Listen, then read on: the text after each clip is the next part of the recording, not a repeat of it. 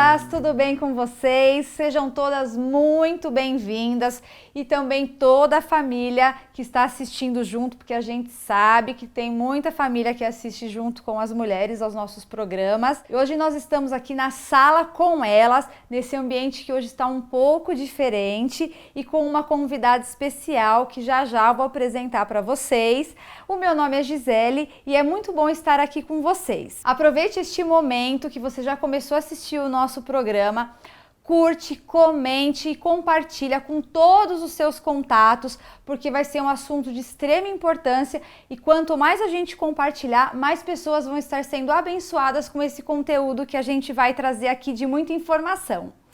Hoje nós estamos aqui com a doutora Andréia. Tudo bem, Andréia? Olá, tudo bem? E você? Tudo bem também. Satisfação imensa ter você com a gente neste dia. Eu vou apresentar a doutora Andréia, então. A doutora Andréia, ela é formada em Direito pela Universidade Padre Anchieta de Jundiaí. Ela tem pós-graduação em Processo Civil pela Escola Paulista da Magistratura. Ela é formada em Mediação e Conciliação pela Escola Paulista de Magistratura, instrutora de oficina de parentalidade e ela é gestora do Centro Judiciário de Solução e Conflitos e Cidadania, do Sejusc, né, doutora Andréia? Isso. Da comarca de Várzea Paulista, lá da cidade de Várzea Paulista. E, obviamente, ela é membro da Casa de Deus desde a época de adolescente, que não faz muito tempo, né, doutora Andréia? Sim. Foi logo uns aninhos só atrás. Alguns aninhos apenas. Correto. Doutora Andréia, diga para nós então um pouco mais a respeito do assunto que nós vamos tratar hoje. Ok, Gisele. Muito obrigada pelo convite, é muito bom estar aqui. Nós vamos falar sobre mediação e conciliação. Ótimo, perfeito. E doutora Andréia, e conta pra gente então, o que é a conciliação e mediação? A conciliação, ela é uma forma de resolução de conflitos, levando as pessoas a estarem e se posicionarem de forma a resolver as suas demandas. Se difere da mediação no sentido do próprio conflito. São conflitos que são duradouros e envolvem uma estrutura maior, mas a mediação e a conciliação é a melhor forma de solucionar os conflitos. Doutora Andréia, a gente sabe que devido à pandemia, muitas dinâmicas de trabalho, dinâmicas em todos os aspectos mudaram e eu imagino que no aspecto judiciário isso também tenha mudado, correto? E como que ficou agora nessa época para resolver os conflitos? Sim, todo mundo, na verdade, passou por essa transformação e essa mudança. Houve uma reestruturação em termos de trabalho, em termos de vida e o tribunal não foi diferente também do setor privado. Houve uma reestruturação, é bem verdade que foi da noite, né, do dia para a noite, mas o judiciário não parou. Todas as ações continuaram, todas as formas de solução de conflito continuaram e foi disponibilizado para as partes um acesso que eu vejo de uma forma até mais direta, porque as pessoas através do e-mail podem acessar o tribunal e ali procurar o seu processo ou até mesmo os endereços do local em que precise e necessite de um atendimento. Disponibilizado todos no sítio do Tribunal de Justiça há esse acesso às partes. Então, ou seja, facilitou muito a conciliação de conflitos, a consulta de processos com a pandemia. Então, assim, isso acabou ajudando, entre aspas, para que as pessoas tenham acesso a todas essas demandas, né? Sim, de tal forma que as audiências, tanto de instrução, que é feita com o juiz, como as audiências de mediação e conciliação, passaram a ser virtuais. Então, alcançou um número muito grande de pessoas. Para você ter uma ideia, em Várzea, ou mesmo em Jundiaí, em Campo Limpo, nossas cidades aqui circunvizinhas, para que você pudesse realizar uma audiência, teria que demandar um tempo muito maior para que a pessoa fosse intimada, para que ela precisasse verificar as condições para se locomover. Hoje nós conseguimos, através das audiências virtuais, pessoas que estão na Inglaterra, que estão em Portugal, que estão lá na roça de Minas Gerais, elas conseguem, tendo um celular, tendo um acesso à internet, a estarem participando das audiências e solucionando seus conflitos. E, consequentemente, reduz gastos, né? Tanto para o Estado, porque as pessoas vão estar online, menos custo também para as pessoas que vão estar na audiência.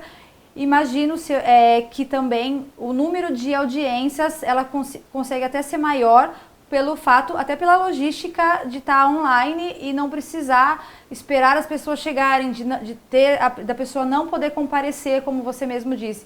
Pode estar lá na Inglaterra, pode estar numa cidade muito distante e tudo isso acabou facilitando, então, o acesso a tudo isso, né? Com certeza, com certeza. Gisele, as pessoas conseguem estabelecer também, no início, óbvio que é muito difícil você se acostumar com a tecnologia, mas posteriormente as pessoas se adaptaram e conseguiram estabelecer uma meta e desenvolver aí um trabalho muito melhor acerca desse atendimento.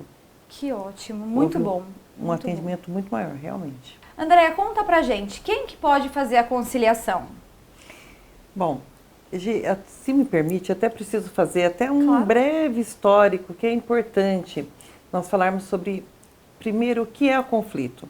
Porque para fazer a conciliação, a gente pressupõe que haja um conflito anterior. Então é importante a gente falar um pouquinho sobre o conflito. O conflito, né, de uma certa forma, todo mundo passou ou tem um conflito, porque é inerente às pessoas. Então, existem definições, teorias até sobre o conflito. E o conflito, por vezes, é visto como algo negativo. Todo mundo, quando fala em conflito, já logo imagina briga, guerra, contenda, discórdia. O conflito na verdade, uma falta de consenso com relação a uma possibilidade, a uma necessidade em relação ao outro. E aí diverge. Então, para que esse conflito seja solucionado, instituiu-se, então, essas ferramentas que são a mediação e a conciliação. Então, respondendo à sua pergunta, todas as pessoas que têm um conflito, uma demanda, são passíveis de ingressar e pedirem, então, essa conciliação para solucionar os seus pedidos. Alguém que tem uma demanda, um processo já judicializado, pode solicitar ao seu advogado que peça que esse processo seja encaminhado ao Sejusc, porque o Sejusc é o órgão que recepciona esses processos, essas demandas, para que seja feita, então, essa conciliação. Ou, se a pessoa não tem um advogado, não ingressou com a ação, mas tem uma demanda e precisa e quer uma solução, ela pode se dirigir a qualquer Sejusc, hoje, em tempos de pandemia, enviar um e-mail, solicitando, então, uma data, uma conversa, como a gente costuma dizer, para que possa, então, solucionar o seu conflito. André, e qual tipo de conflito a gente pode resolver, então, nessa conciliação? Olha, todos os conflitos são passíveis de conciliação.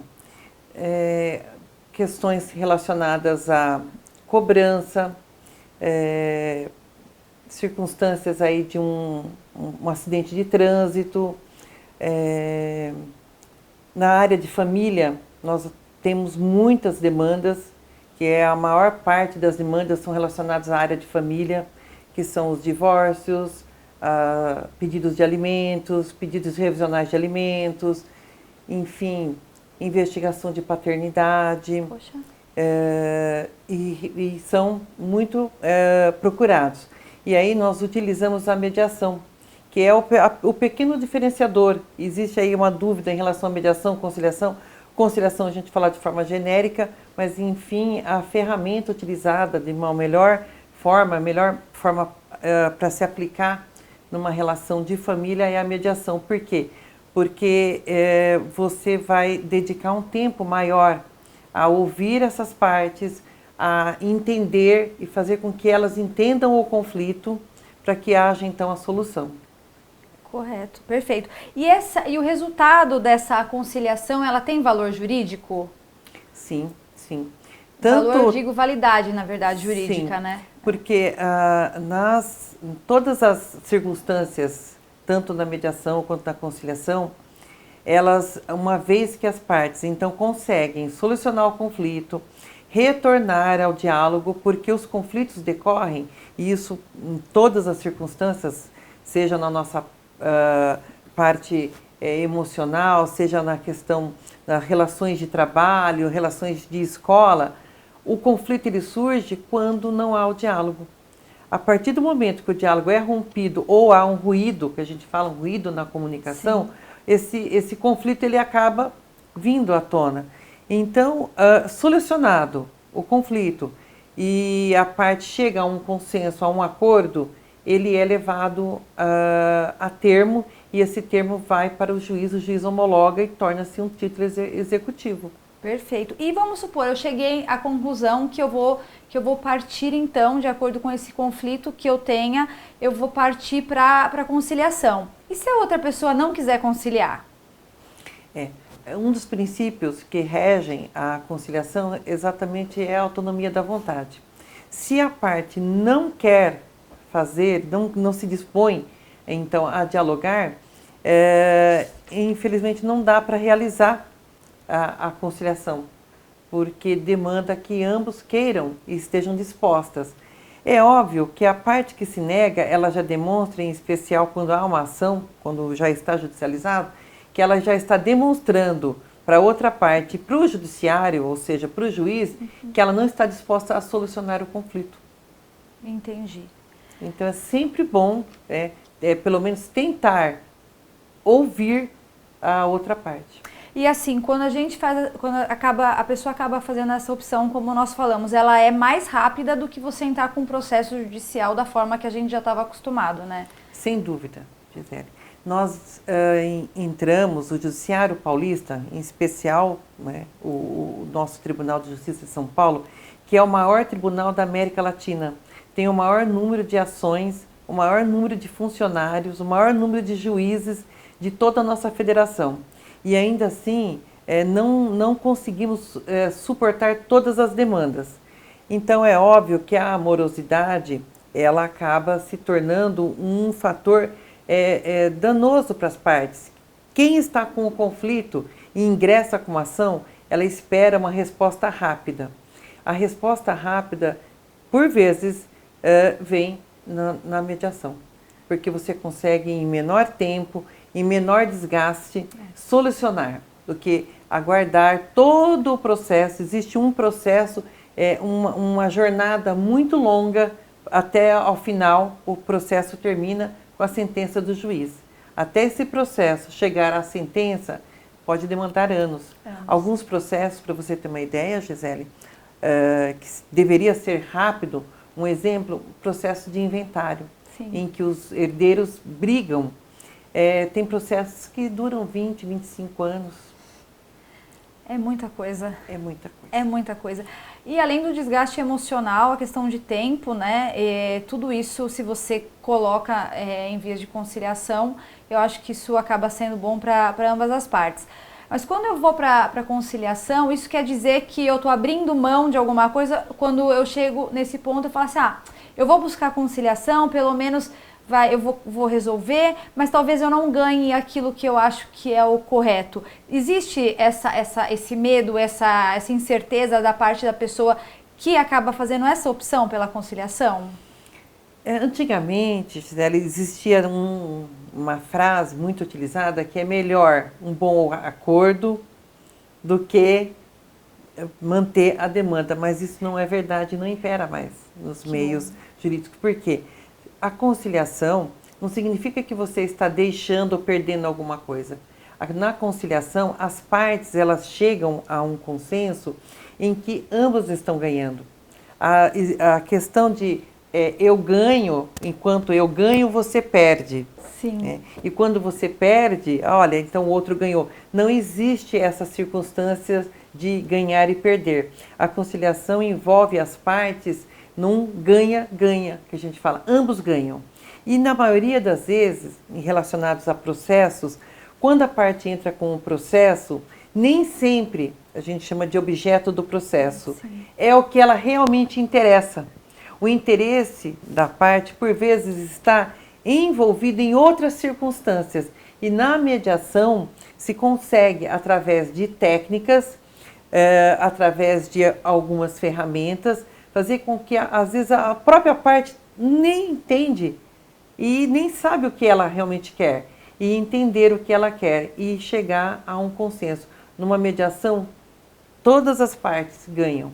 Andréia, e o que você quer dizer com assim, com as duas partes ganham? É possível isso num processo judicial? Porque tem assim, tem o grande mito e tem aquela história, né, que vai para a esfera jurídica, tipo, é quebra-quebra, a gente, né, aquele negócio que a gente vê às vezes em filme até, mas existe a possibilidade então desse ganha-ganha? E como é que acontece? Desculpe, como é que ele acontece isso? Sim, sim. Muitos advogados ainda hoje trazem na sua essência que o bom advogado é aquele que briga, é o que bate na mesa, Correto. é o que grita, é o que fala alto, mas isso não persiste mais, porque a conciliação, o consenso, o diálogo é o que prevalece. Existe uma foto, uma imagem muito interessante, e eu acho que vocês todos já conhecem, que é a letra 6.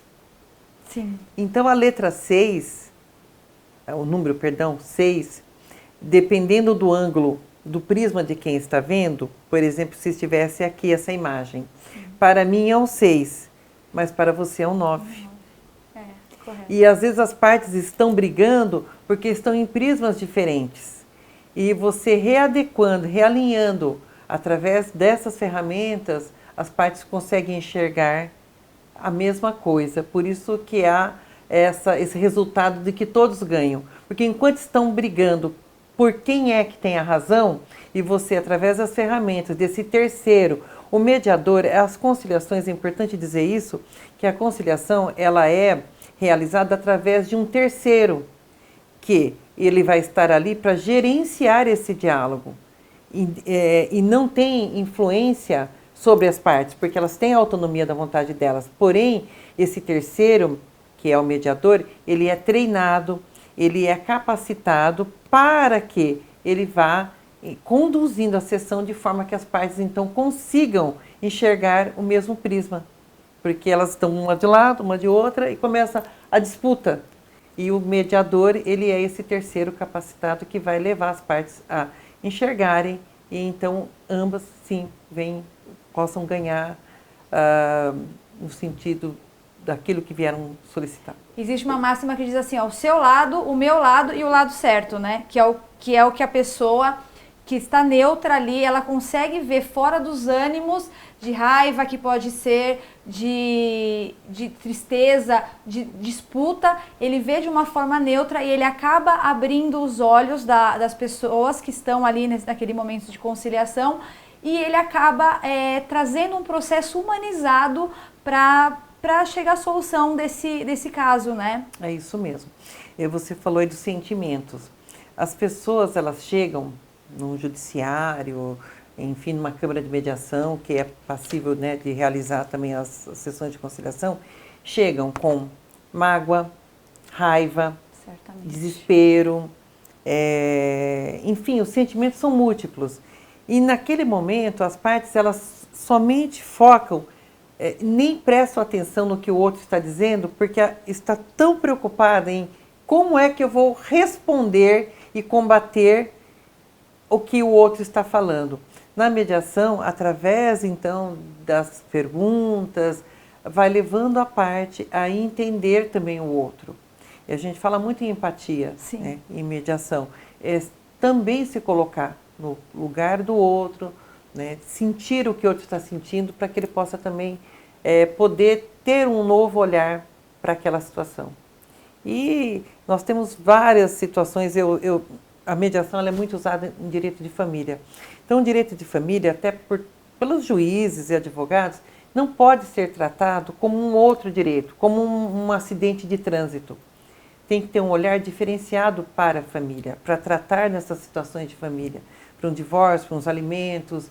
E eu vejo sempre uma das situações que são mais complicadas no judiciário é uma ação que chama-se exoneração de alimentos. Quando o filho atinge a maioridade e o pai ingressa com essa ação para exonerar o filho da sua obrigação de pagar alimentos. Sim. E por uma grande maioria, a ação só existe porque a gente já imagina que houve uma separação dos pais daquele filho, daquele jovem. E, consequentemente, os pais, quando se separam da sua esposa, acabam se separando dos filhos. Um erro, né? Infelizmente.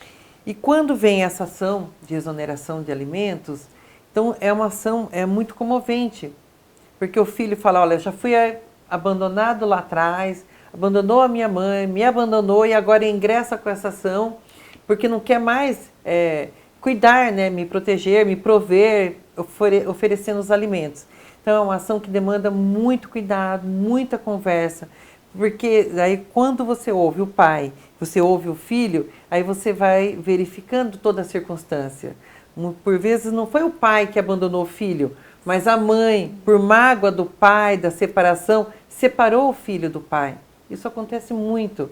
Então, a importância da mediação, porque eu já tive situações de filhos e pais que não se viam há anos e que naquele momento, naquela sessão de mediação, se reencontraram.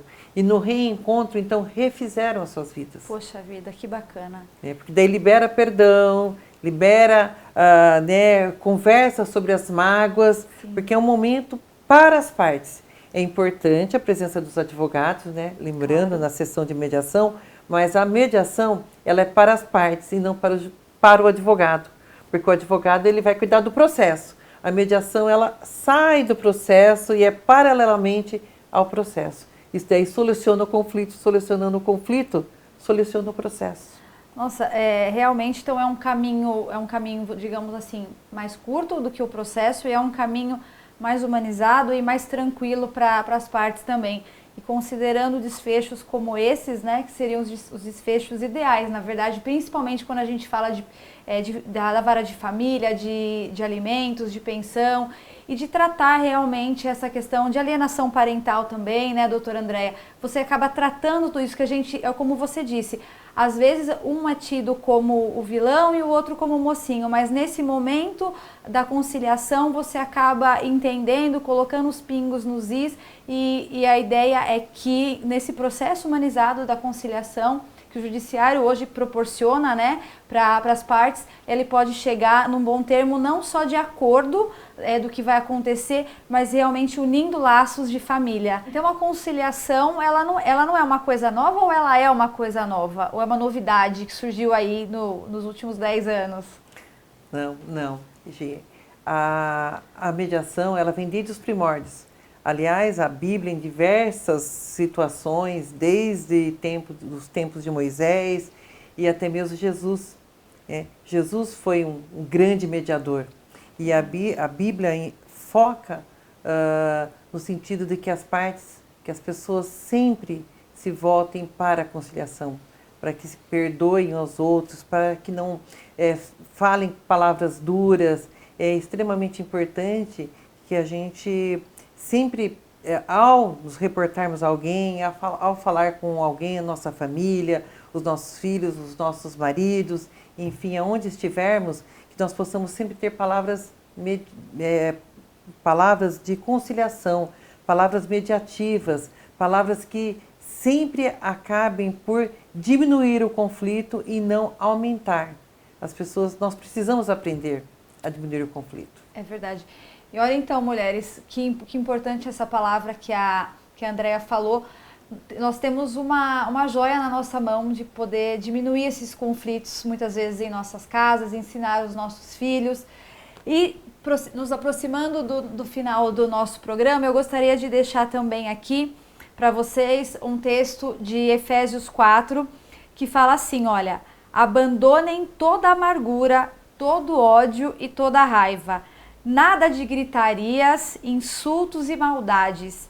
Pelo contrário, sejam bons e atenciosos uns para com os outros e perdoem uns aos outros, assim como Deus, por meio de Cristo, perdoou vocês. O ideal, logicamente, é que a gente nunca tenha conflitos, que se a gente pudesse viver num mundo totalmente sem conflitos.